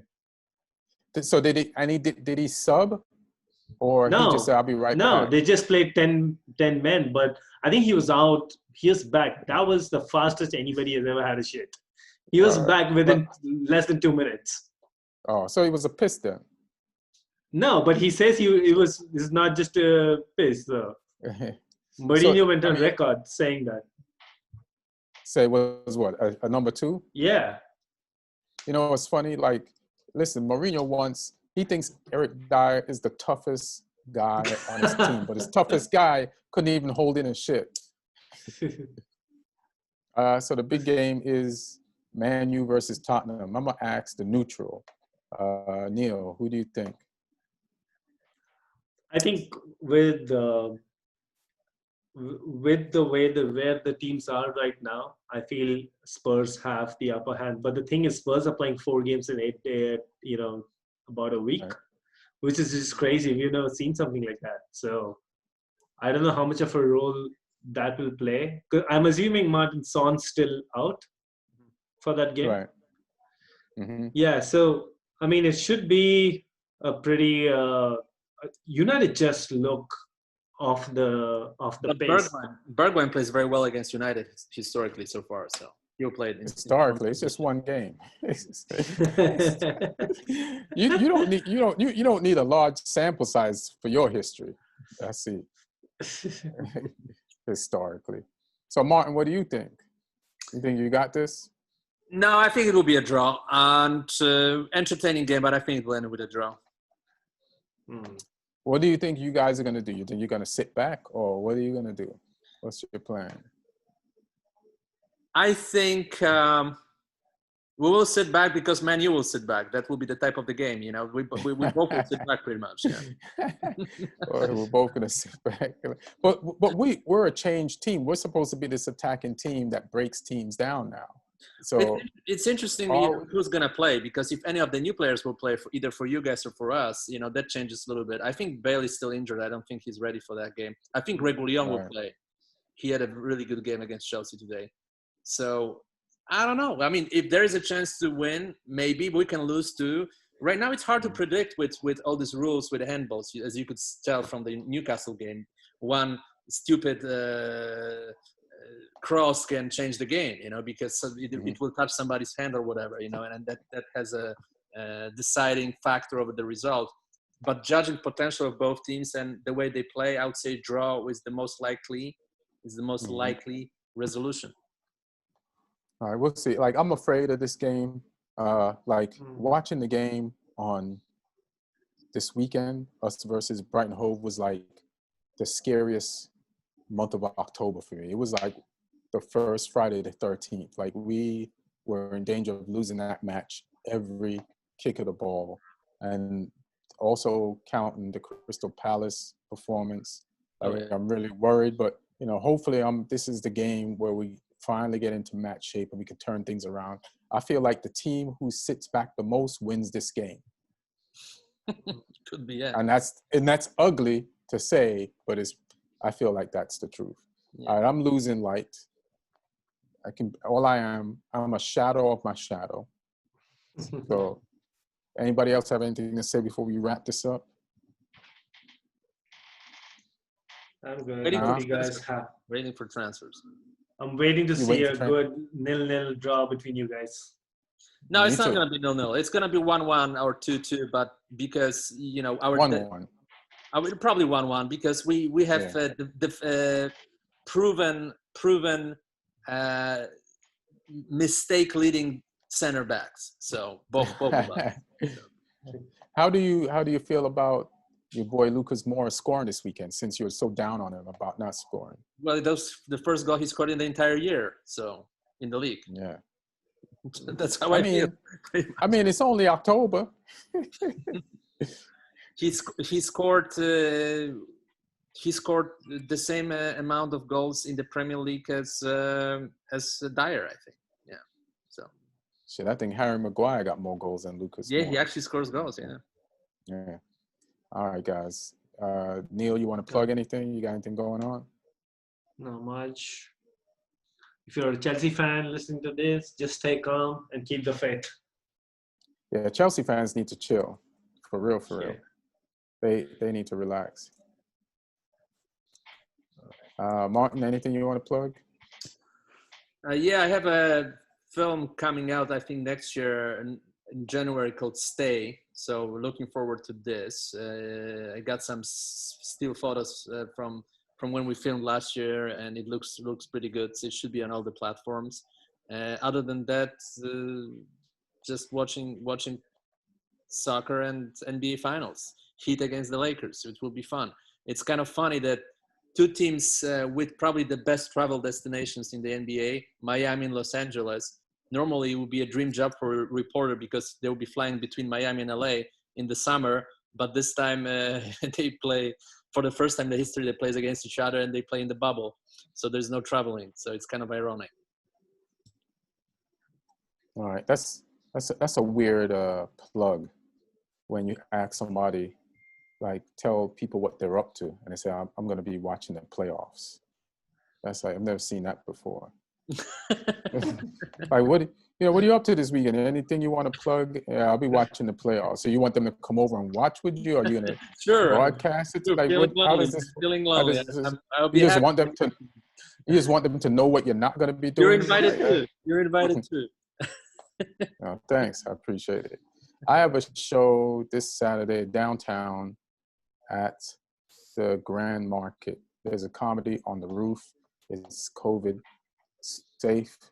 No, it is. And it's a great show. I'm on the show with Neil Brennan, Chris Spencer, Kevin Christie, Alonzo Bolden, and Brent Morin. So that's this Friday at, what time is this show? It's 8 p.m. So it's going to be a nice night on the roof, hopefully. And I've seen pictures, and some of my friends have done this show, and it's a good show.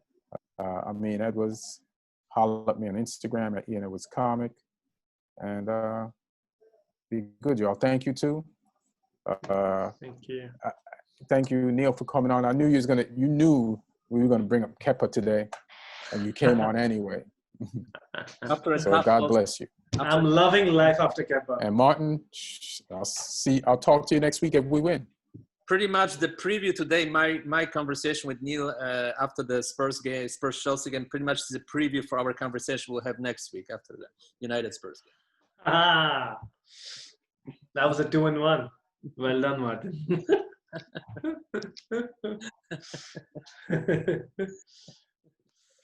You know what you're laughing at? My thing froze.